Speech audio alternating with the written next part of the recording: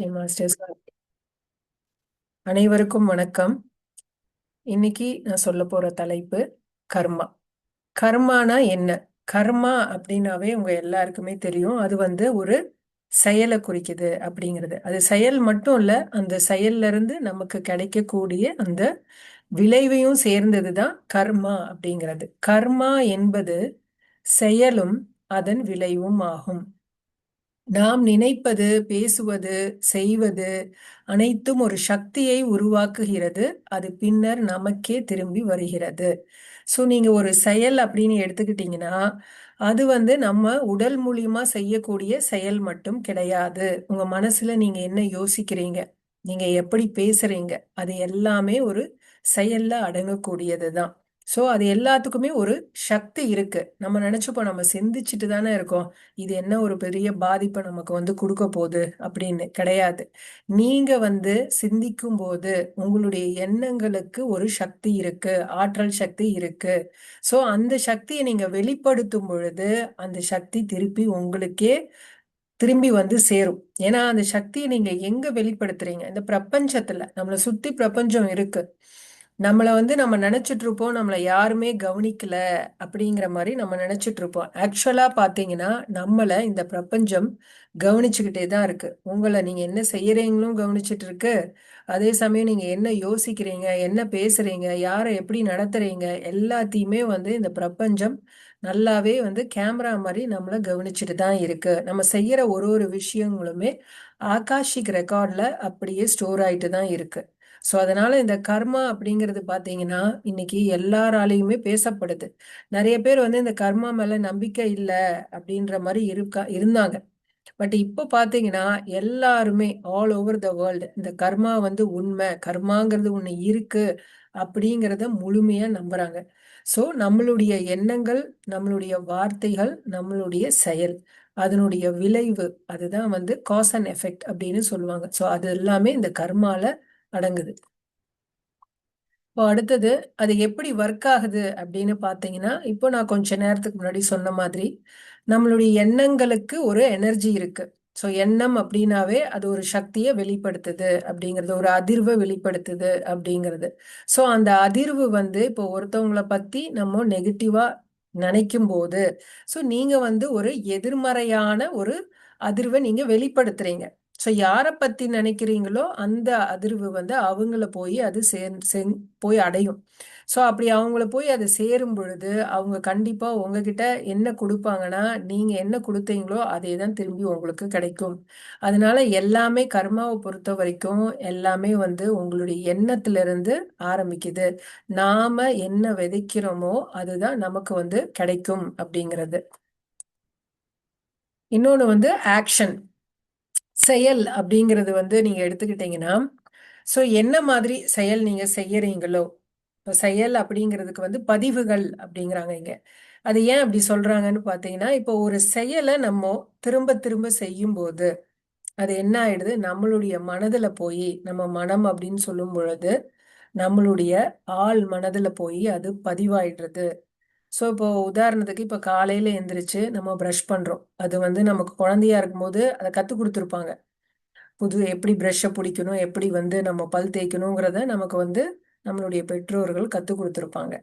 அது அவ்வளோ கஷ்டமா இருக்கும். அதுக்கப்புறம் அது நம்ம எவ்ரிடே ஒரு ஒரு நாளும் அதை நம்ம செய்ய செய்ய அது என்ன ஆயிடும், நம்மளுடைய சப்கான்ஷியஸ் மைண்ட்ல போய் அது ஆழமா பதிஞ்சிருது.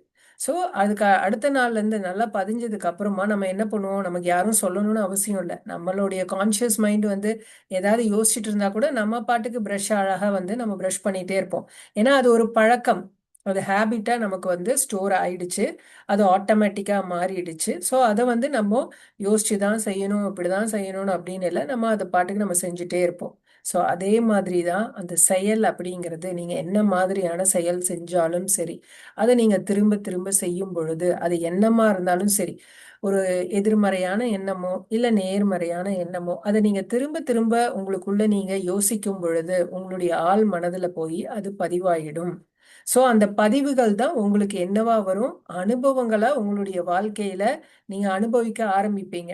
அதாவது நம்மளுடைய ஆழ் மனதுல என்ன பதிவுகள் இருக்கோ அதை தான் நீங்க என்ன பண்ணுவீங்க, உங்களை ரியாலிட்டியில கிரியேட் பண்ண ஆரம்பிச்சிருவீங்க.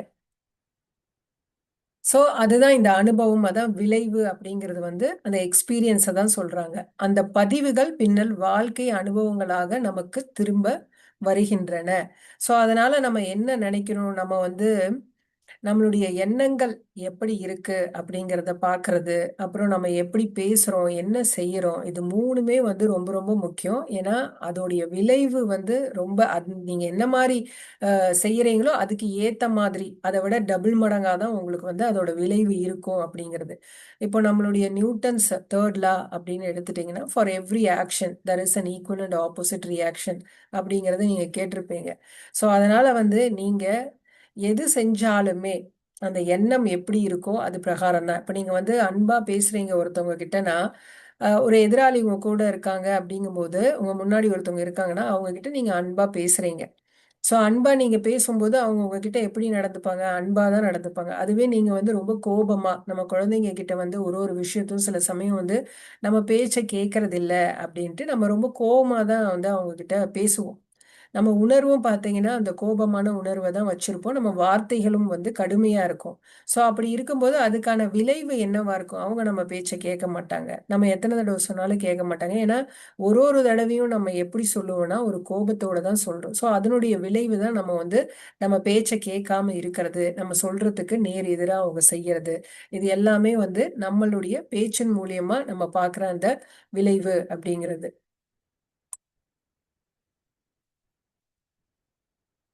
ஸோ இப்போ நான் சொன்ன உதாரணம் இதுதான். நம்ம வந்து அன்பு காட்டுறோம், நமக்கு அன்பு கிடைக்கும். ஸோ இப்போ நாங்க அன்புன்னு எடுத்துக்கிட்டீங்கன்னு வச்சுக்கோங்களேன். இப்போ நீங்க வந்து அன்பு ஒரு சிலர்கிட்ட காட்டுவீங்க. ஆனா சில பேர் பார்த்தீங்கன்னா, அந்த அன்பு புரியாம, அவங்க வந்து தனக்கிட்ட இருக்கக்கூடிய நெகட்டிவான விஷயத்தையும் அவங்க நம்மகிட்ட காட்டுவாங்க. இது வந்து என்னன்னா, அது உங்களுக்குள்ள உங்களுக்கே தெரியாம சில சமயங்கள்ல அந்த பதிவுகள்னால நீங்க அவங்க வந்து உங்க வாழ்க்கையில வந்திருப்பாங்க. அதனால அவங்க வந்து உங்களுக்கு அந்த மாதிரியான ஒரு பேச்சுக்கள நீங்க கேட்க வேண்டியதாவும் இருக்கும். இது வந்து நம்மளுடைய ஆழ் மனதுல ந பதிவாகி இருக்கும். அது நமக்கு தெரியாமலும் இருக்கும். இப்போ நம்ம இந்த கர்மா பத்தி தெரிஞ்சுக்கிறோம். மெடிடேஷன்லாம் நம்ம வந்த பிறகு, நெறைய விஷயங்கள் தெரிஞ்சிட்ட பிறகு, நம்ம கொஞ்சம் ஜாக்கிரதையாவும் நடந்துட்டு தான் இருப்போம். பேசுறதுல இருந்து, நம்ம சிந்திக்கிறது, இதெல்லாம் பார்த்தீங்கன்னா, நமக்கு தெரிஞ்சனால ஓரளவுக்கு நம்ம ஜாக்கிரதையா நடந்துட்டு தான் இருப்போம். பட் இருந்தாலும் வந்து, நம்ம கழிக்கப்படாத கர்மாக்கள் அப்படிங்கிறது சிலது இருக்கும். இப்ப சஞ்சித கர்மா அப்படின்னு எடுத்துக்கிட்டீங்கன்னா, அதுல வந்து நீங்க ஆல்ரெடி பாஸ்ட் லைஃப்ல செஞ்ச சில கர்மாக்கள் இருக்கும். அது வந்து இப்போ நீங்க இந்த பிரசன்ட் லைஃப்ல பிராராப்த கர்மால நீங்க கொஞ்சோண்டு எடுத்துட்டு வந்து அதை நீங்க வந்து கழிச்சிருப்பீங்க. அதாவது இப்போ பேங்க்ல வந்து ஒரு அமௌண்ட் வச்சிருக்கீங்க. அதுல இருந்து கொஞ்சம் அமௌண்ட் மட்டும் எடுத்து செலவு பண்ணியிருப்பீங்க. ஆனா செலவு பண்ணாத சில அமௌண்ட் அங்க இருக்குல்ல. அப்போ அதை கழிக்க வேண்டியதுங்கும்போது இந்த மாதிரி சில விஷயங்கள், நான் வந்து நல்லது தான் பேசுறேன், நல்லது தான் செய்றேன். ஆனாலும் எனக்கு ஏன் இந்த மாதிரி கெட்டது நடக்குது? நான் ஏன் நல்லவங்களுக்கு வந்து கெட்டது நடக்குது அப்படிங்கறது மாதிரி நீங்க யோசிச்சீங்கன்னா, அதுக்கு காரணம் என்ன அப்படின்னா, நம்ம வந்து அந்த சஞ்சித கர்மா, அதாவது ஸ்டோர்டு கர்மா, ஆல்ரெடி வந்து அவங்க பாஸ்ட் லைஃப்ல கழிக்கப்படாத கர்மாக்கள் இருக்கிறதுனால, அவங்களுக்கு அந்த கர்மா கழியறதுக்காக சில கெட்ட விஷயங்கள் நடந்துட்டே இருக்கும். ஏன்னா அவங்க பாஸ்ட் லைஃப்ல நிறைய அந்த மாதிரியான எதிர்மறையான செயலோ ஏதாவது ஒரு கெட்டது செஞ்சிருப்பாங்க. அது கழியறதுக்காக இந்த வாழ்க்கையில அவங்களுக்கு வந்திருக்கும். அதுவும் அது ஒரு ஒரு தடவையும் எப்படி வரும்னா, அதுக்கான நேரம், காலம் எல்லாம் பார்த்து கரெக்ட்டா வரும் அப்படிங்கிறாங்க. ஓகேவா? அதாவது அது டக்கு டக்குன்னு வந்து இவ்ளோ பீரியட்லாம் அனுபவிச்சு முடிச்சாச்சு அப்படின்னு கிடையாது. சில சமயம் நம்ம வாழ்க்கையில வந்து நல்லது நடந்துகிட்டே இருக்கும். அதுக்கப்புறம் பார்த்தீங்கன்னா, சில சமயம் அதுவும் நல்லதா நடக்கும். நம்ம நல்லது பண்ணுவோம். நல்லதாவே நடந்து போயிட்டே இருக்கும். பட் சம்டைம்ஸ் வந்து ஒரு பயங்கரமான கெடுதலும் நடக்கும். அதுக்கு காரணம் என்ன அப்படின்னு பார்த்தீங்கன்னா, நம்ம பாஸ்ட் லைஃப்ல செஞ்ச சில கர்மாக்கள் தான் அப்படிங்கிறது.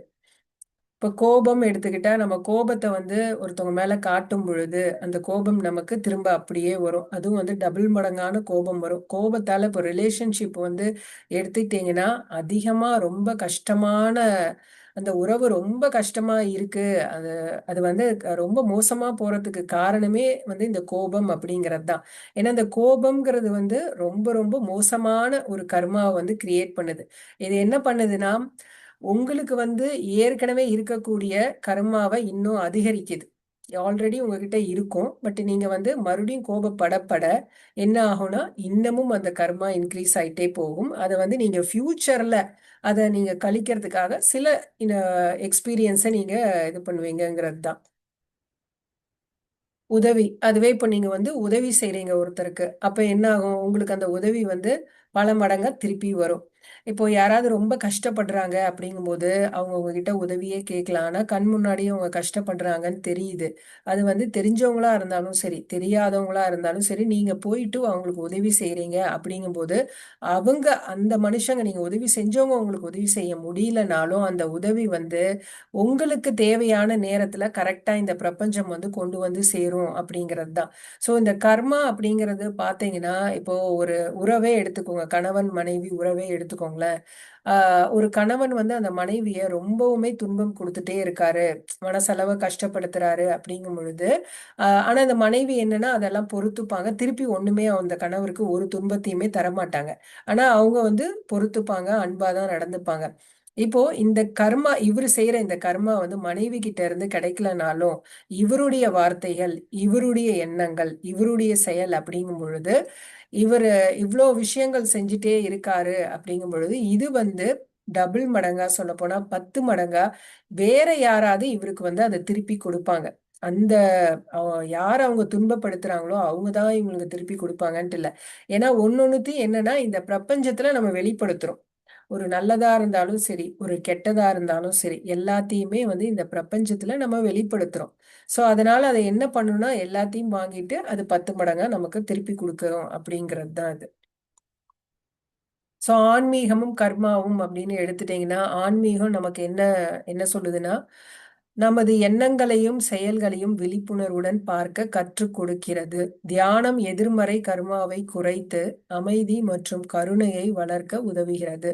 ஸோ நம்ம தியானம் செய்யறதுனால கர்மா கழியும் அப்படின்னு நம்ம பத்ரிஜி புக்ஸ் எல்லாம் கூட படிச்சிருக்கோம். அது ஏன் அப்படி கர்மா கழியுது அப்படின்னா, மெயினா கர்மா கிரியேட் ஆகுறதுக்கு முக்கிய காரணமே நம்மளுடைய எண்ணங்கள் தான்.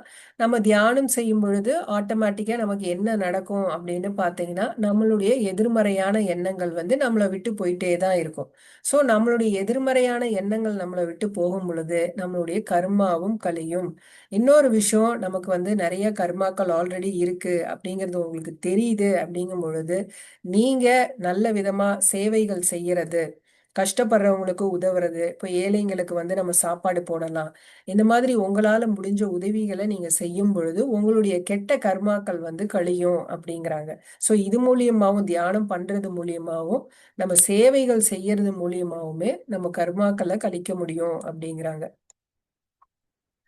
இன்னொன்னு முக்கியமான விஷயம் என்னன்னு பார்த்தீங்கன்னா, கர்மா அப்படிங்கிறது வந்து ஒரு தண்டனை கிடையாது. அது வந்து உங்கள வந்து தண்டிக்கவோ, அதுக்காக கிடையாது. நீங்க நல்லா அனுபவிச்சு வாழ்க்கையில ரொம்ப கஷ்டப்படணும் அப்படிங்கிறதுக்காக இந்த கர்மா இல்ல. கர்மாங்கிறது என்னன்னா, உங்களுக்கு பாடத்த சொல்லிக் குடுக்குது. உங்கள திருத்தறதுக்காக, அதாவது ஒரு தப்ப திரும்ப திரும்ப நம்ம செஞ்சுட்டே இருக்கிறோம். அதுக்கான பாடத்த கத்துக்கல அப்படிங்கும் பொழுது, இன்னும் உங்க கர்மா கழியல அப்படின்னு அர்த்தம். ஸோ அது எப்ப கழியும் அப்படின்னா, அந்த லெசன் என்ன அப்படிங்கறத நீங்க கத்துக்கிட்டா தான் அது வந்து கழியுமே.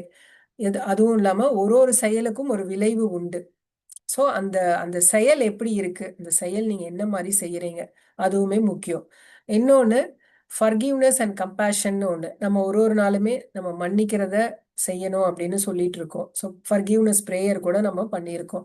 அண்ட் இந்த கம்பேஷன் இது 2மே நம்ம வந்து மத்தவங்கள மன்னிக்கணும். நம்மளையும் நாம மன்னிக்கணும். ஸோ இப்படி வந்து நம்ம மத்தவங்கள மன்னிக்கிறதுங்கிறது நமக்கு நாம நன்மை செஞ்சுக்கிறது மாரி தான். ஏன்னா இல்லன்னா வந்து அவங்க மேல நம்ம ஒரு கோபத்தையோ, ஒரு பழிவாங்கும் ஒரு ரிவெஞ்ச் எடுக்கணும் அப்படிங்கிற மாரி ஒரு எண்ணத்தையோ ஹோல்ட் பண்ணிட்டு இருக்கும்போது, அது அவங்கள விட நம்மள ஃபர்ஸ்ட் பாதிக்குது.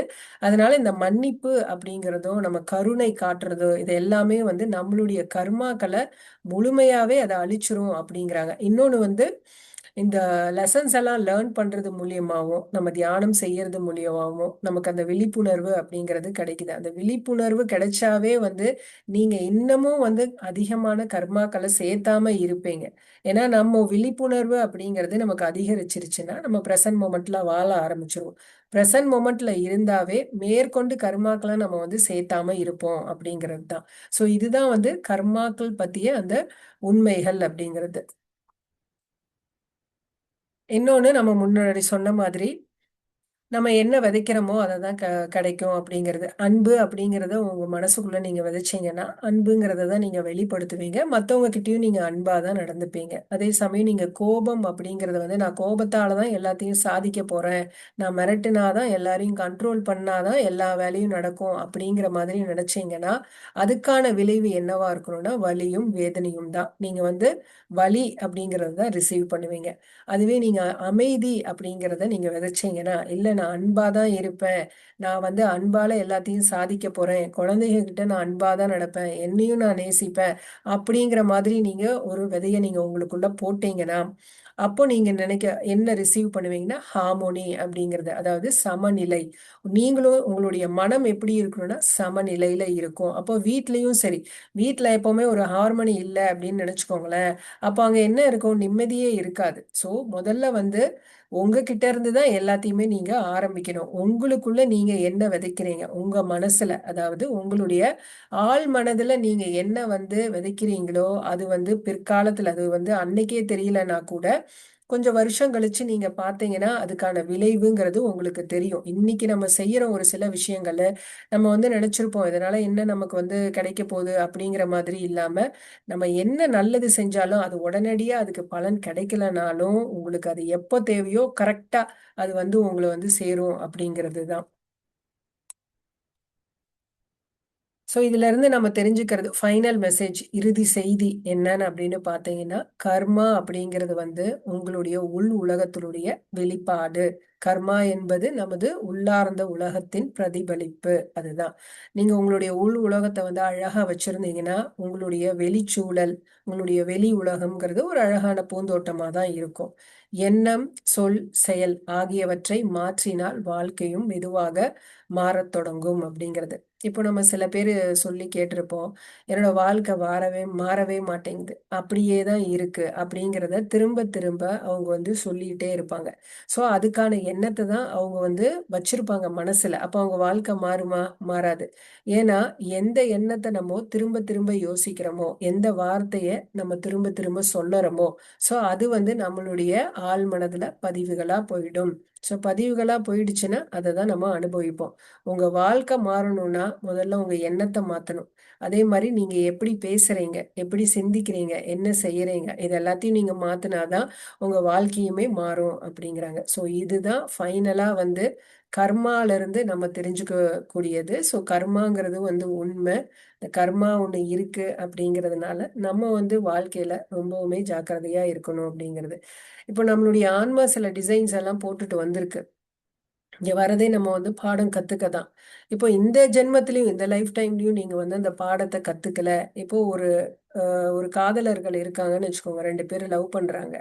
அவங்க 2 பேரும் சேர முடியலன்னு சூசைட் பண்றது வந்து ரொம்ப தவறு. ஸோ அவங்க கத்துக்க வேண்டிய பாடம் அங்க லைஃப் லெசன் என்ன அப்படின்னு பார்த்தீங்கன்னா, சூசைட் பண்ணக்கூடாது. அவங்க வாழ்ந்து காட்டணும். அவங்க போராடணும் வாழ்க்கையில. ஜெயிச்சு காட்டணும். இதுதான் அவங்களுக்கு கத்துக்க வேண்டிய பாடம். ஸோ அவங்க என்ன பண்ணுவாங்க, திருப்பி அடுத்த லைஃப்லயும் வந்து இதே மாரி ஒரு சூழலுக்கு தள்ளப்படுவாங்க. அப்போ அவங்க என்ன டிசிஷன் எடுக்குறாங்க? வாழ்றாங்களா? இல்ல மறுபடியும் அதே தவற செய்யறாங்களா? அப்படிங்கிறது தான். ஸோ நம்ம வந்து இந்த பாடத்த கத்துக்கிற வரைக்கும் கர்மா நம்மள சும்மா விடாது. நம்ம எந்த உலகத்துக்கு போனாலும் சரி, என்ன மாதிரி ஃபார்ம் எடுத்தாலும் சரி, நம்ம வந்து அமெரிக்காலயே பொறந்தாலும் சரி, இது வந்து நம்ம கூடயே தான் வந்துட்டு இருக்கோம் அப்படிங்கிறது. Until you learn the lesson அப்படிங்கிறது. ஸோ இதுதான் வந்து இறுதி செய்தியா கர்மால சொல்லப்படுது. Thank you masters. நான் இதோட இந்த செஷன் எண்ட் பண்ணிக்கிறேன்.